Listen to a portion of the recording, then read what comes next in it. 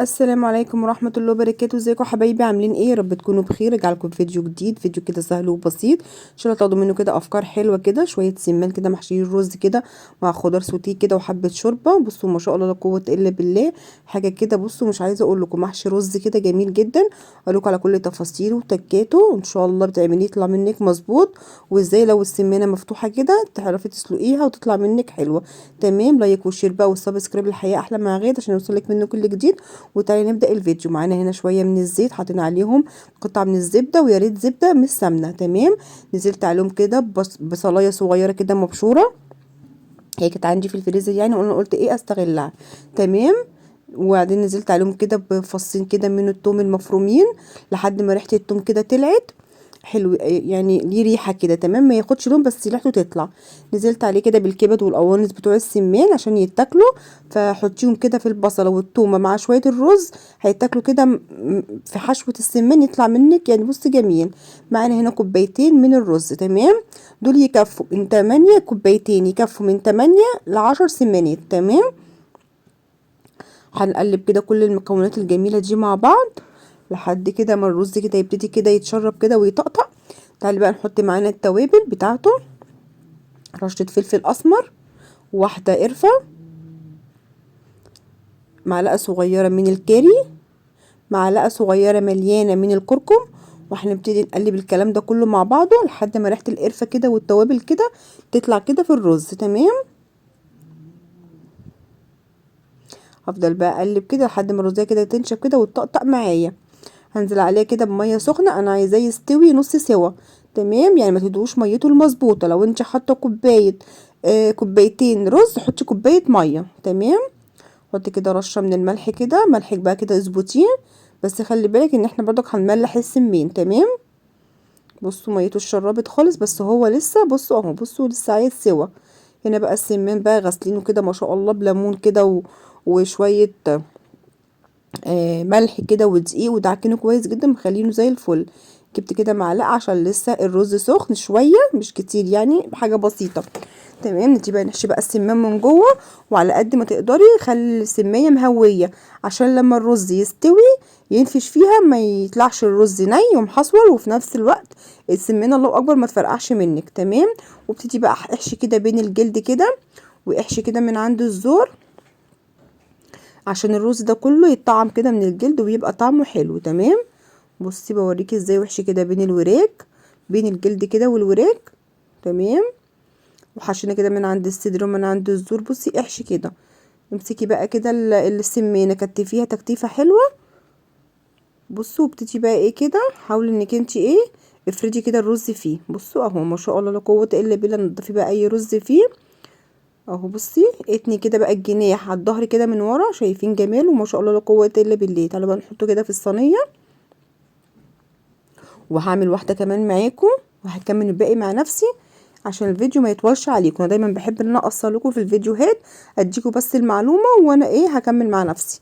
دي كده احشي، بصوا مش بكبس كده او شايفين، بس بقى كده مهويه. ابتدي بقى احط ايه, يعني بين الجلد كده والصدر وبين الجلد والوراك كده عشان تطلع كده مليانه كده حلوه كده رز كده وتتاكل كده تشبع.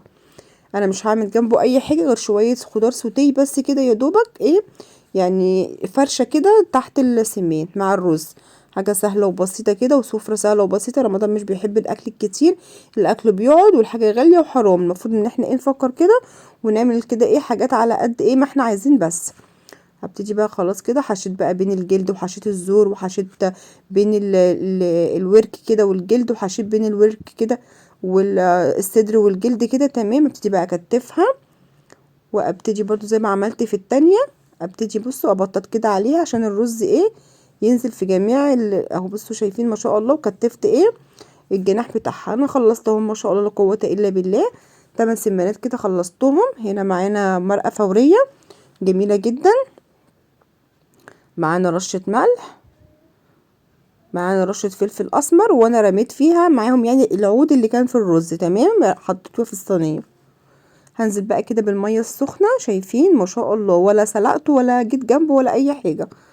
وهوريكم كده هيطلع بصوا ما شاء الله زي الفل.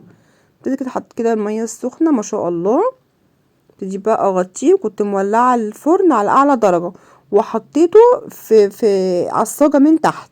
تمام، قعد معايا بالظبط نص ساعه. يلا بقى نعمل شويه شوربه كده حلوين. ما عنديش شوربه بس انا هعمل شويه شوربه كده ان شاء الله يطلعوا حلوين. معانا كده حبه من الزيت، حمرت عليهم كميه لسان العصفور اللي انا عايزاها، حوالي كوبايه ونص. قلبتهم كده لحد ما خدوا اللون الجلد ده. هنزل عليهم بقى بالميه السخنه. يعني ايه نتصرف؟ مفيش، لا نتصرف، طلعت طعمها جميل جدا. حطيت كده مرقتين ماجي دجاج، عصرت كده طماطمية كبيرة، حطيت نص بصلاية، حطيت ملح وحطيت فلفل اسمر. قلبت كويس، حطيت واحدة لورا وحبيتين حبهين. بصي طلعوا شوية شوربة حلوين كده، بصوا ملهمش حل.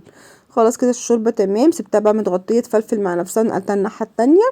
يلا بينا نحضر الخضار السوتيه. بصوا بصلايه كده طرنشات، وحطيت عليها كده حته من الثوم زي فص ثوم. اقلبهم كده ولا ياخدوا لون ولا حاجه.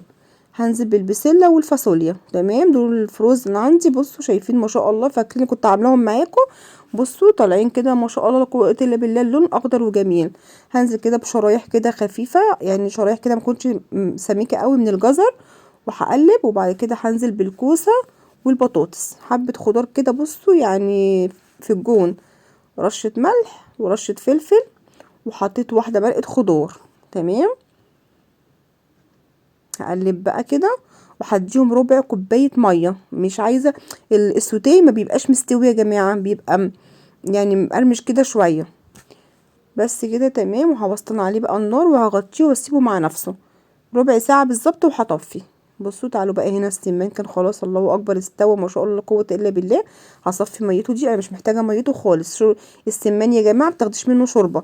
صفيت بقى الشوربه بتاعته دي كلها خالص، وابتديت بقى هنا جبت حوالي معلقتين لبن على معلقه زيت، وقلبتهم شويه مع بعض كويس جدا برشه ملح ورشه فلفل اسمر. ودهنت بقى السمان كله كده يعني من الجناب كده على قد ما قدرت، ما الفرشه كده جابت السمانه دهنتها. هدخلها بقى الفرن تاني. كنت بقى مولعه المروحه وسيبه بقى مع نفسه. تمام زي الفل. يلا بقى بينا نغرف. ادي هو بصوا الخضار السوتيه ما شاء الله لا قوه الا بالله، وريحته وطعمه كانوا حلوين جدا. وحاجه كده مغذيه كده، انتوا عارفين طبعا يعني ايه يعني الشتاء بقى والاكل بقى والدنيا، احنا لسه الجو ساقعه ما شاء الله. بصوا حبه الخضار دول انا عندي لوحدي كفايه بصراحه، يعني انا ممكن اكل خضار بس.